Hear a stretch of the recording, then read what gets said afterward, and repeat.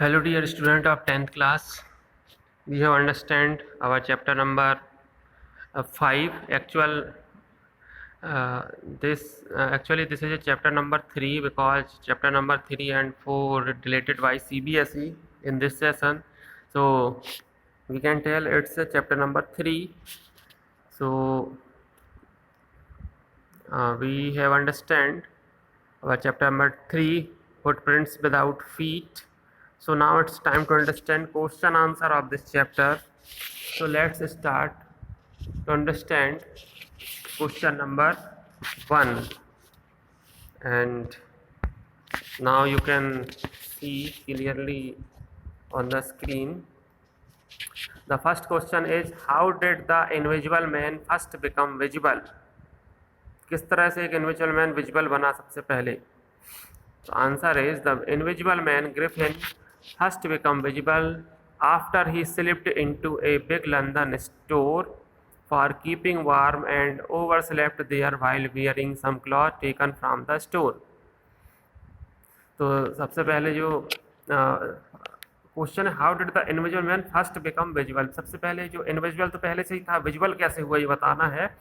तो invisible man जो था, ग्रिफिन जो था, फर्स्ट बिकम विजिबल हुआ था जब वो एक बड़े से लंदन के स्टोर में चला गया और वहाँ पे अपने आप को, जो कि बहुत ठंड थी, अपने आप को गर्म रखने के लिए वहाँ पे बहुत सारे उसने wearing some clothes taken from the store, उस स्टोर से कुछ क्लॉथ्स निकाल के पहन लिए उसने और वहीं सोया रहा.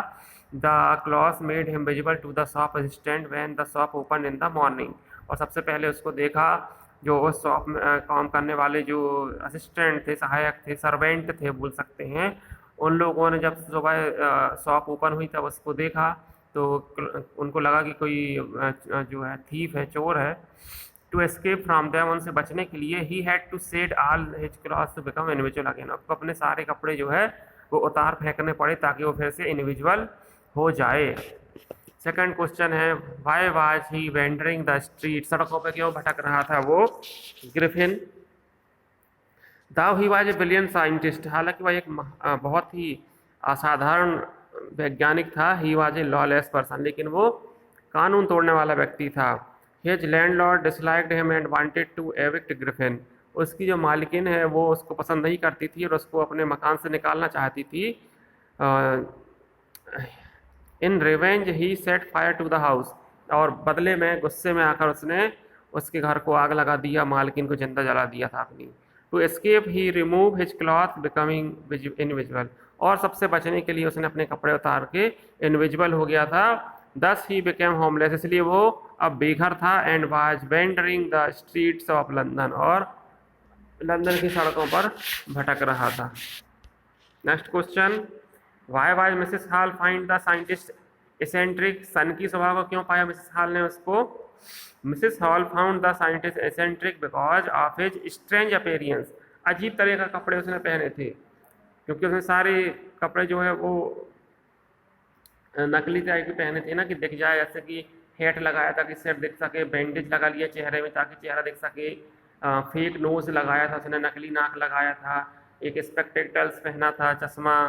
तो इस तरह से उसका जो बाहरी आवरण था बड़ा ही स्ट्रेंज टाइप का था. When she tried to be friendly with him, जब उन्होंने बड़े मित्रतापूर्वक तरीके से, सहज तरीके से बात करना चाहा उनसे, he rebuffed her by saying that he had, ये ही हैड लिखा होगा, ये थोड़ा सा मिसप्रिंट है, सुधार लेंगे. He had come there for solitude. तो वो डांट फटकारते हुए गुस्से में चिढ़ के कहता है कि वो वहाँ एकांतवास में आया है, मतलब एकांत की तलाश में, आपके इन में या होटल में, INN इन की बात हो रही है यहाँ, इन या होटल में आया है. And did not wish to be disturb in his work, और वो नहीं चाहता कि उसकी कार्य में किसी तरह से बाधा पैदा की जाए. Next question, what curious episode occurred in the study. Study room में क्या अजीब घटना घटित हुई थी. स्टडी रूम मतलब क्लर्जी मैन के स्टडी रूम की बात हो रही है, पादरी और उनकी पत्नी की. वेरी अर्ली वन मॉर्निंग, एक सुबह, बहुत सुबह का समय था, 4-5 बजे का. एक clergyman and his wife were awaken by noise coming from their study room. उनके स्टडी रूम से जो है आवाज़ आ रही थी कुछ, तो बहुत जल्दी वो जाग गए, क्लर्जी मैन और उनकी पत्नी. Then they heard the sound of coins being taken from the desk there. और फिर उन्होंने सुना डेस्क से कॉइन निकाले जा रहे हैं, इस तरह से कॉइन्स की आवाज़ आ रही थी। However when they entered the study, study अकेला रखा है उनका मतलब वही स्टडी रूम से ही कि जब वो उस कमरे में दाखिल हुए, they did not find anybody there which was curious, उन्होंने वहाँ किसी को भी नहीं पाया, यही तो बात सबसे अजीब थी। Next question is what other extraordinary things happen at the in, उस इन में जहाँ पे वो मिस्टर ग्रिफिन जो साइंटिस्ट था वो आया था, उसमें और क्या घटना घटित हुई, अजीब असाधारण घटना क्या थी। एट द इन, उस होटल में Mrs hall and her husband went into the scientist room, उस साइंटिस्ट के ग्रिफिन के रूम में गए मिसेस हॉल और उनके पति। On finding it's door open, क्योंकि उन्होंने देखा कि इधर दरवाज़ा खुला हुआ है तो जाके देखते हैं कि क्या करता है ये।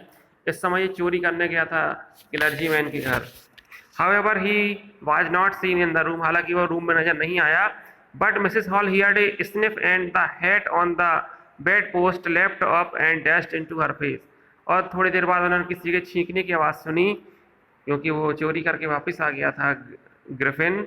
और इसके बाद जो बेड पोस्ट पे जो हैट रखी हुई थी वो हैट उछली और सीधे आके मिसेस हॉल के चेहरे पे बहुत जोर से टकराई। Then the bedroom chair spring into the air, और उसके बाद जो बेडरूम की जो चेयर थी वो हवा में उछलती है।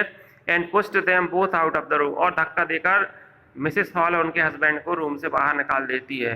This made Mrs hall think that her furniture was haunted, इसके बाद मिसेस हॉल को विश्वास हो गया कि उनके फर्नीचर में किसी भूत प्रेत तंत्र का आगमन हो गया है। ये जो क्वेश्चन अब आ रहे हैं ये काफ़ी इंपॉर्टेंट क्वेश्चन है, ये दोनों क्वेश्चन। टॉक अबाउट इट के क्वेश्चन तो आपको लिखना नहीं है, तो ये थिंक अबाउट इट के दोनों क्वेश्चन इंपॉर्टेंट हैं। Griffin was rather A lawless person comment, कानून तोड़ने वाला, कानून का सम्मान नहीं करने वाला व्यक्ति था ग्रिफिन, साइंटिस्ट से ज़्यादा, इसको हमको बताना है। Griffin was not bothered if he had harmed anybody in the fulfilment of what he wanted, Griffin को अभी इस बात की परवाह नहीं रहती थी कि उसको उसकी जो इच्छाएं हैं जो चाहता है उनको फुलफिलमेंट करने के लिए, पूरा करने के लिए अगर किसी को चोट भी पहुंच रही है तो उसको कोई परवाह नहीं रहती थी इस बात की।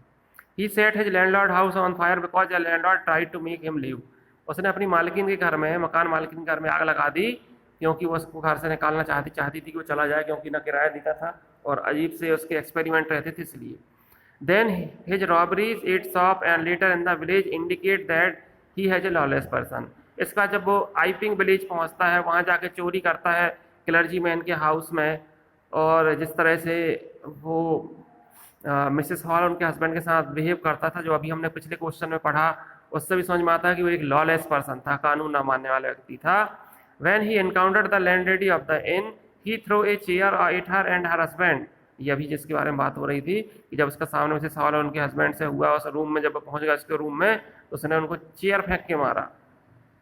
Lawless person like Griffin never think about the safety and well being of others, इस तरह के लॉलेस पर्सन जो रहते हैं ग्रिफिन जैसे, वो कभी दूसरों की सुरक्षा के बारे में और उनकी अच्छाई के बारे में नहीं सोचते हैं। They are only concern about themselves, केवल अपनी ही चिंता रहती है। And the last one is how would you assess Griffin as a scientist, आप किस तरह ग्रिफिन को एक साइंटिस्ट के रूप में आकलन करेंगे तो हम किस तरह से आकलन करेंगे, साइंटिस्ट तो था लेकिन किस तरह का था। Answer is Griffin is a brilliant scientist, क्योंकि बहुत अच्छा साइंटिस्ट था, ब्रिलियंट प्रतिभाशाली था, तभी तो उसने as he discovered how to make himself invisible, इसलिए तो उसने अपने आप को खुद को इनविजिबल करने का फार्मूला ढूंढा था, इस तरह से मेडिसिन उसने डिस्कवर की थी, मतलब बहुत अच्छा साइंटिस्ट तो था।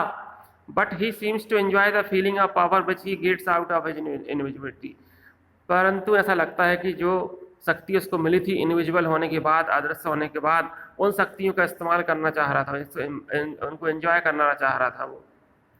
The power of hurt anybody without getting noticed can give sadistic pleasure to some people, तो इस तरह की शक्ति कि किसी को आप चोट पहुंचाएं और आप दिखाई भी ना दें, इससे कुछ लोगों को बड़ा सैडिस्टिक प्लेजर मिलती है, बड़े खुशी मिलती है इनको, कुछ ऐसे लोग होते हैं।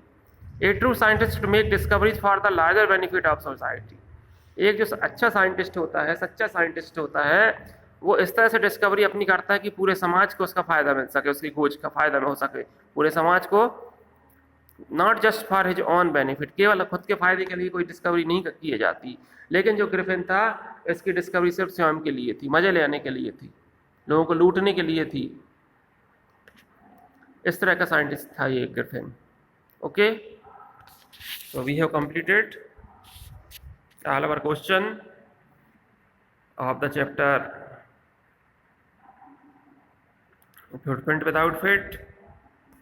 और अगर कुछ और क्वेश्चन भी होंगे तो जल्दी हमारे स्कूल ओपन होने वाले हैं, तो उस दौरान हम और चर्चा कर लेंगे। Okay, thank you very much for watching, have a nice day.